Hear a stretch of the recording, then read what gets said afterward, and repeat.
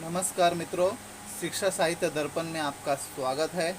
आज हम एक नई चीज़ लेकर आए हैं जिसे एक्सपेरिमेंट ऑफ साइकोलॉजी कहा जाता है। बीएड में चाइल्ड साइकोलॉजी का बहुत महत्व है। शिक्षा में जो मनोविज्ञान होता है और जो बालक का मनोविज्ञान होता है वो शिक्षक के लिए समझना ज़रूरी होता है। इसलिए सिलेबस में कुछ एक्सपेरिमेंट्स हैं, उसे हमने करना है जो हमारे सिलेबस में भी है। आज हम उसी में से एक पहला एक्सपेरिमेंट करेंगे जिसे एसोसिएशन कहा गया है, साहचर्य जिसे हिंदी में कहते हैं।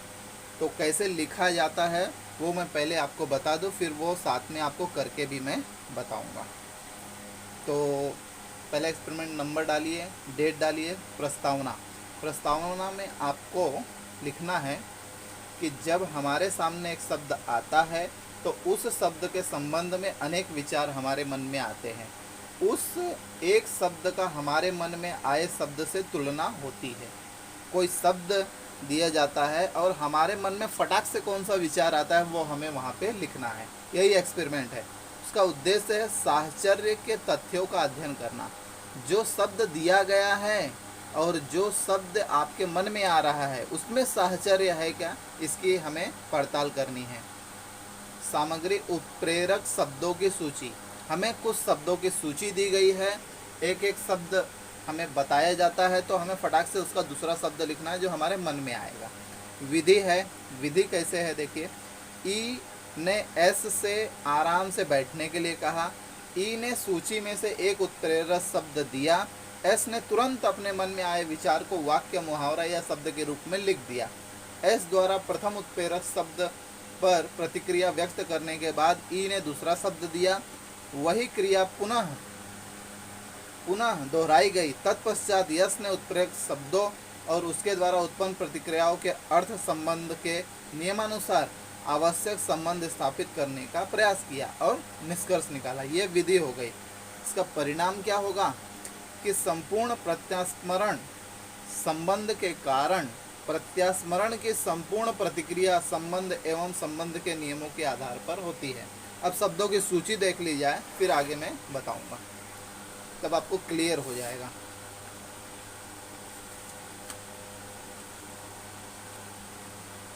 शब्दों की एक एक सूची देख लेते हैं। जैसे जो ये प्रयोग करवा रहा है, जैसे हमारी टीचर हैं जो हमें बीएड पढ़ा रही हैं, वो एक शब्द देती हैं और हमें फट से उसमें जो है हमारे मन में आए हुए शब्द को लिखना पड़ता है। तो एक नंबर उन्होंने शब्द दिया अच्छी, फटक से मन में आया लड़की, तो ये रुचि का सिद्धांत हो गया, इसमें रुचि का नियम।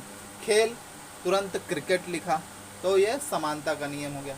1947 आज़ादी, बारंबारता का नियम की बार बार सबको पता है। घास तो हरियाली, समानता का नियम हो गया।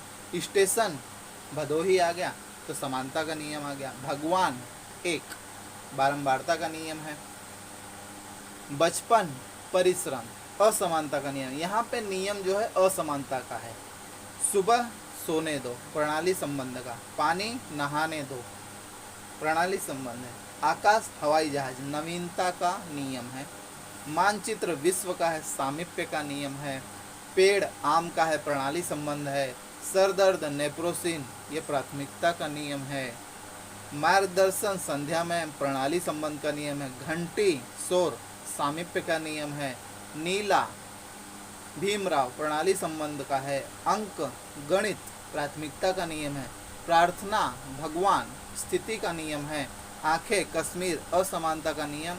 और खिड़की, खरीदारी, असमानता का नियम। ऐसे मैम ने 20 शब्द दिए थे हमें और हमने ये चार्ट तैयार किया था। आगे क्या लिखना है,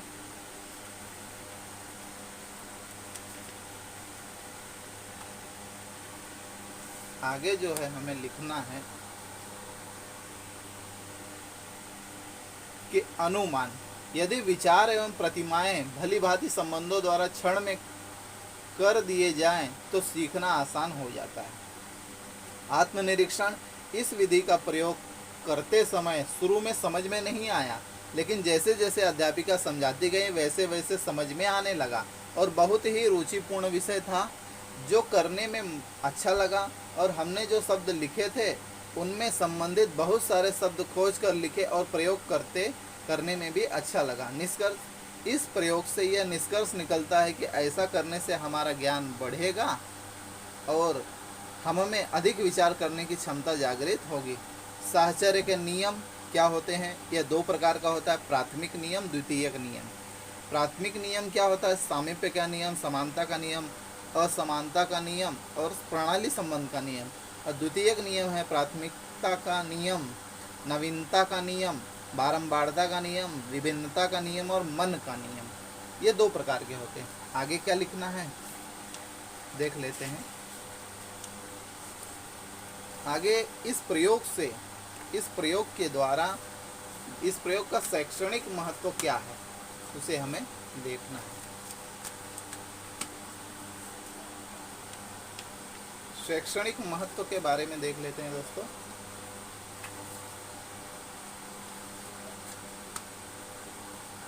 ये लिखना बहुत जरूरी है, किसी भी प्रयोग का शैक्षणिक महत्व।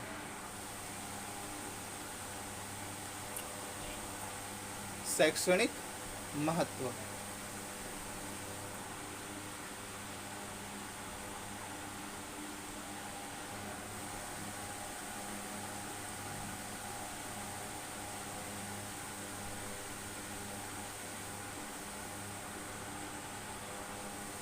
शैक्षणिक महत्व देख लेते हैं दोस्तों।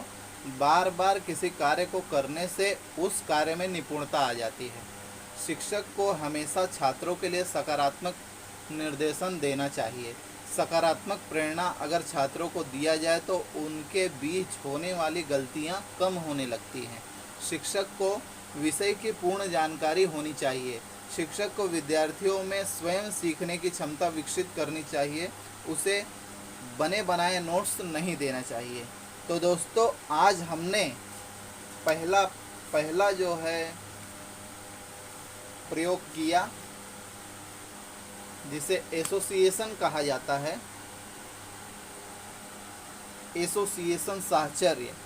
ये पहला प्रयोग आज हमने पूर्ण किया। और जो मेरे वीडियो को देख रहे हैं कृपया लाइक करें, शेयर करें, सब्सक्राइब करें। मिलते हैं दोस्तों अगले वीडियो में अगला प्रयोग लेकर। तब तक के लिए नमस्कार, धन्यवाद।